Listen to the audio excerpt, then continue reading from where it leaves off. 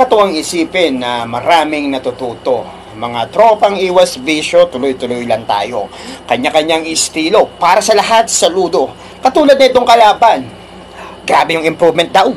May supporters pa sa comments, wow. Yung improvement sa supporters niya, pa isa-isa. So anong klaseng development yan? Installment? Sabi niya kay Kazuya, dala niya yung hulo niya sa trono dun sa may kataasan. Gago, di mo about yon kasi di kakatangkaran.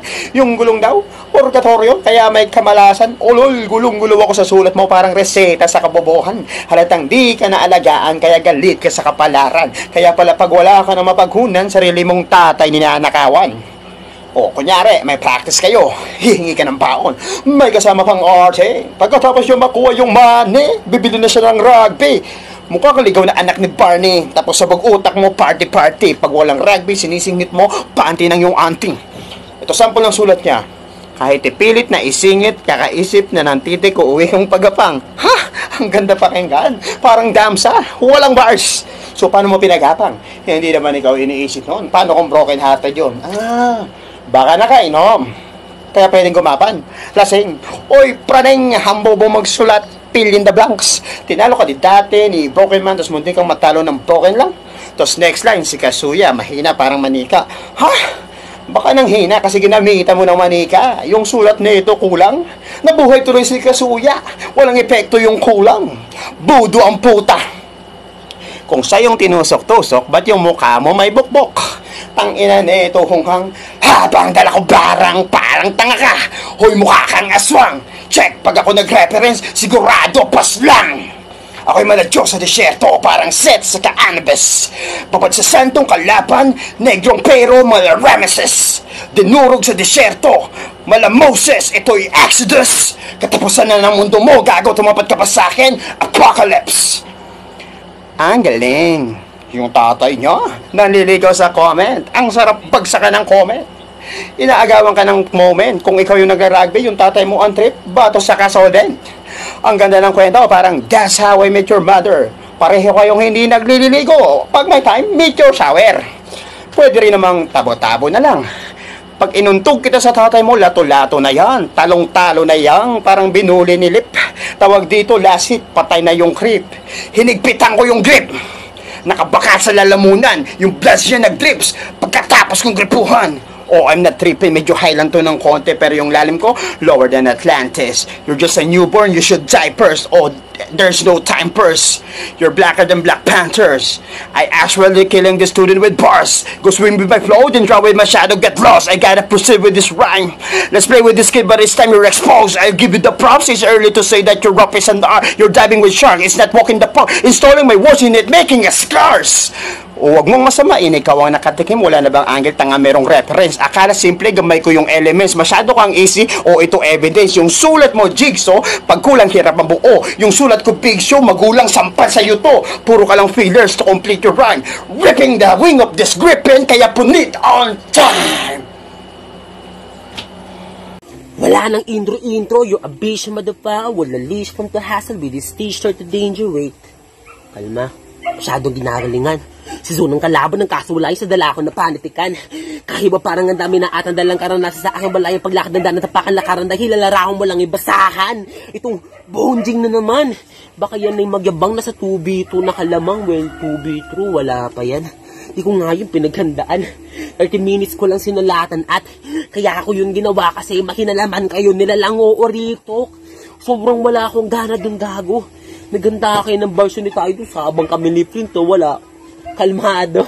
Ngayon mag-isa ka na lang, anong magagawa mo? Panibagong version to na makripin, harapin mo ang sakit ng pagkatalo. Kaya kamusta ka na pre? Ayun, kabado na tayo. Nag-chat pa yun si Gio sa Angel natin to, wow. Wow. Pero sa sobrang takot mo, lumalambig na tumbong mo. Takot ka bang umuwing balagbag? Ayaw mo bang sa akin mabody bag? Well, ang tawag dito, cursing. Kulit mo rap ka ng rap, sabi ko kasi bumalik ka na sa hosting. Well, receive this punches sa para ka na sa counter. Believe this, walang mintis, kaya patay ka na after. Well, class dismiss na. Ako ay terror na teacher. You got breeze kapag sa 10 kamay ko nasapak ka na shower. Kaya matik itong tao sa akin ay magmamaktol. Pues manahimik ka na gago, nakahanda na taon, saksak ka sa akin, paabande, atras, abande, atras. Paulit-ulit ko nitong gagawin na para lang ako na-judge ako. Itong lobo lilipad pagtapos ko ma-execute 3 pointer to gago kaya quality execute. Kaya kita pinalipad sa akin tira para shoot. Lobo lilipad tira para shoot. O putang ina na nanay mo. Wala itong preno-preno gago parang reckless sa driver. Itong black person, bibigyan ka ng sakit sa akin deliver. African swine fever. At di ba bagay sa'yo yun kasi baboy ka naman. Bilang pagsasalita, pati na rin yung katawan. Sobrang dumi na ng pagkatao dahil sa kanyang kaisipan. Puro tito bars pa yan, halatadong baklato sa nakaraan.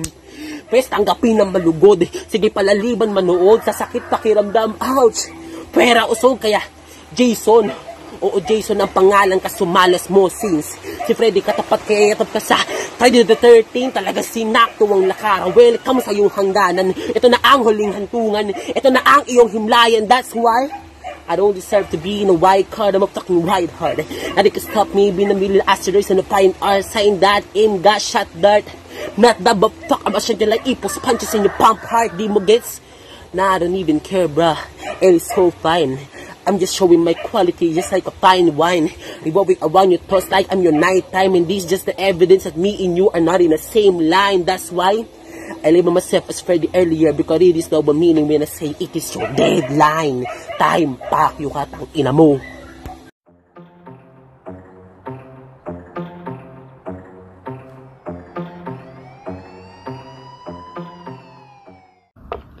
Yo, andan. Shoutout kay Pokemon tsaka kay Liang. Mac Griffin versus Zone Klutz na laban. Kitang-kita naman natin kung sino yung nanalo. Makikita naman sa video. Kay Zone Klutz kasi malakas yung pagka-setup niya ng mga punchline niya, yung reference, yung last battle ni Mac Griffin na nirebat niya, yung mga personals niya na atake, ang gaganda ng pagka-setups. Yung kay Mac Griffin naman kasi, may mga punchline din siya na magaganda. Kaya lang parang kinulang siya siguro sa preparation, hindi ko alam. Pero parang hindi ganun kalakas yung impact. So, para sa akin yung nanalo dito is si Zone Klutz. Para pa din kay Mac Griffin.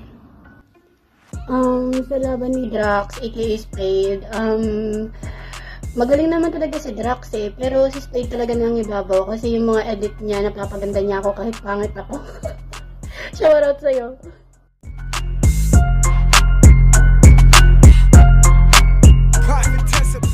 So ayun, Zenon, owner of Rap Nation, member of Shady 45, quarterfinals 1, Doja Cat Desierto.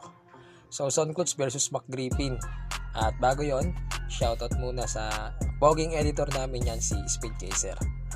So ang binoto ko sa battle ni Zone Klutz at ni Mac Griffin is si Zone Klutz. So ayan, din na magpaligoy-ligoy pa. So ang ginawa ng technique ni Zone dito naman kay Mac Griffin ay line marking, multis, comedy, mga verse niya, pumapasok, rekta lahat. At yung sa Bible verse, and then sa comment section ng papa ni Mac Griffin. So, comedy halos lahat ng concept dito ni Zon. So, lahat yun, very entertaining, convincing yung gesture niya. Halos walang laylay. So good, parang sogo. Kay Mac Griffin naman, goods naman, lahat ng mga bitawan niya, mga bars, multi, mga flowing niya. Ayun talaga signature style ni Mac Griffin din talaga. Simula una, binisto niya yung previous battle nila ni Zone na hindi siya naghanda, na hindi niya inayos, yung mga ganon. Mga pupasok naman, hindi niya rekta din naman. Pero para sa akin ay lumamang dito si Zone Klutz. Siguro, busy siguro si Mac, medyo humina siya rito, hindi kagaya ng battle niya kay Kazuya. So, Zone Klutz ako at maraming salamat.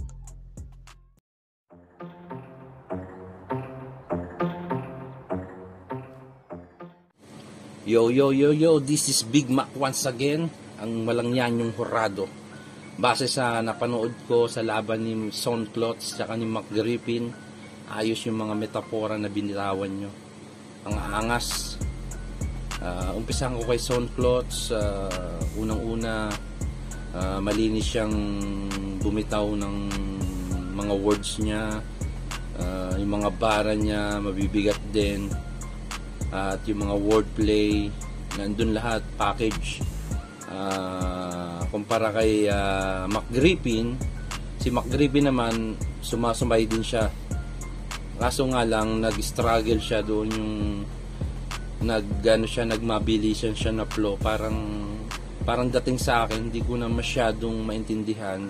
Siguro din sa iba, yung mga tagapakinig, hindi nila masyadong naiintindihan. Okay lang mag-rap speed ka kung may beat at mag-flow.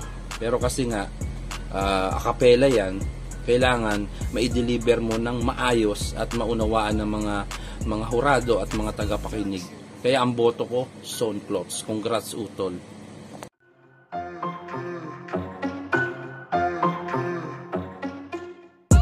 With pros ng Rap Nation, so judge ko ngayon yung battle ni Zone Clots versus Mark Griffin.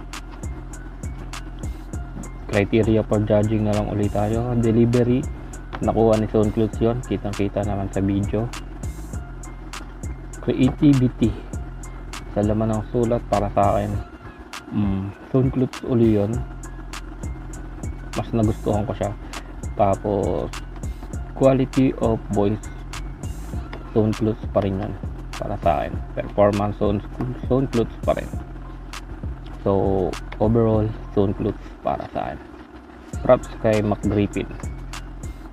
Luck.